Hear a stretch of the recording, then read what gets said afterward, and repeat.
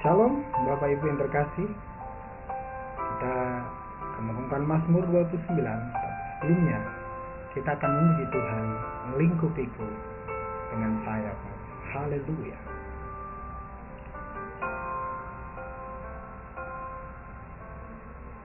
Lingkupiku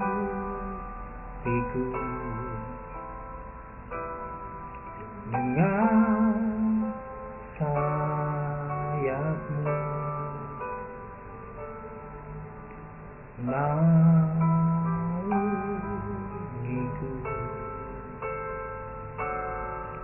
dalam kuasa-Mu. Di saat badai bergelora, ku akan terbang bersamamu. Kaulah Raja atas semesta, ku tenang sebab Kau Allahku.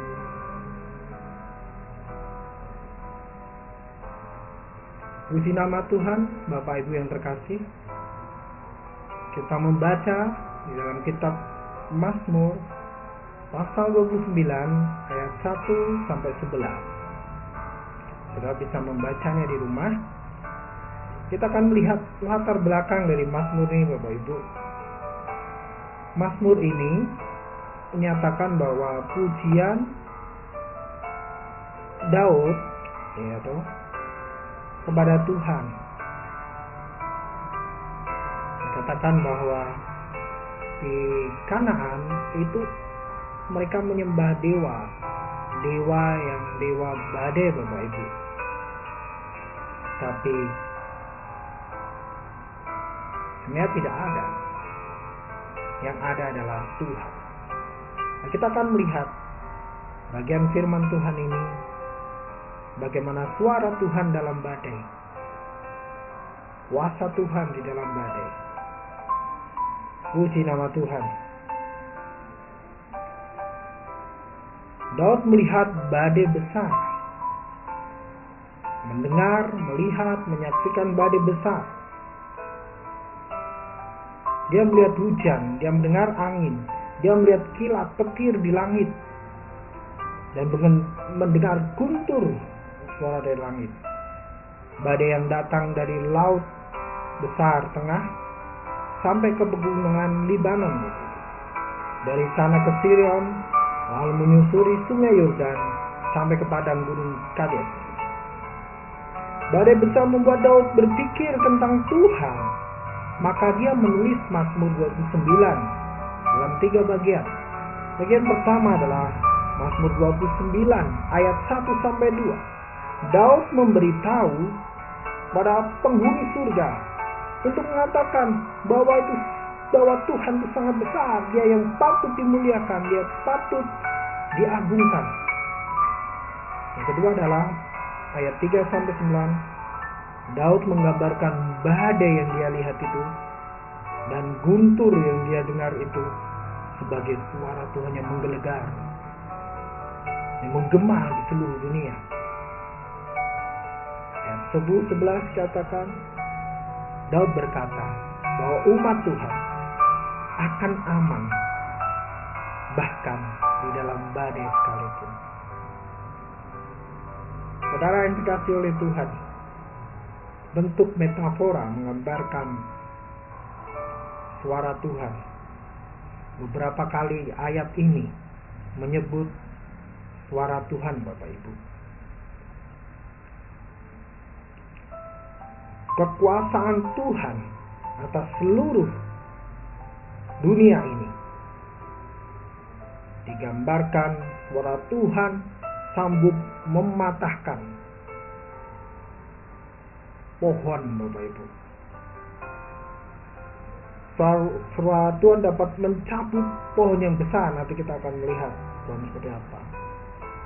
Yang lebih hebat lagi, bahwa suara Tuhan itu mampu mengalahkan, menghancurkan yang mereka sembah. Dewa Kanaan itu adalah Baal. si penunggang awan, penguasa cuaca, dihancurkan oleh Tuhan. Dan memang gak ada dewa Baal itu. Mereka menyembah sesuatu yang tidak ada. Dan mereka melihat bahwa penampakan petir, guntur dan sebagainya itu adalah dewa mereka. Padahal salah.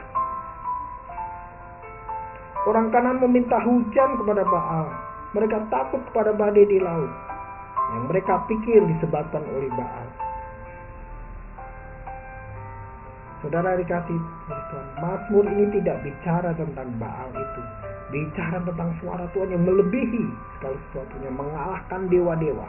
Bahkan mengalahkan pohon-pohon yang kuat, pohon Libanon, yang disebut pohon Kedar, yang tumbuh tinggi di pegunungan Libanon, sanggup dicabut, sanggup dihancurkan oleh suara Tuhan.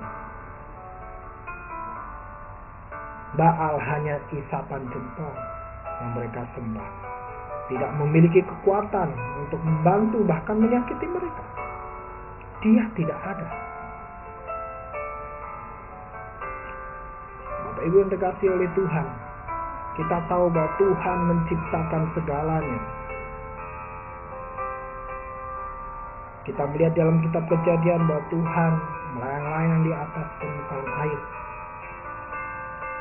Dan dia menciptakan segala sesuatu hanya dengan suaranya, hanya dengan firman-Nya.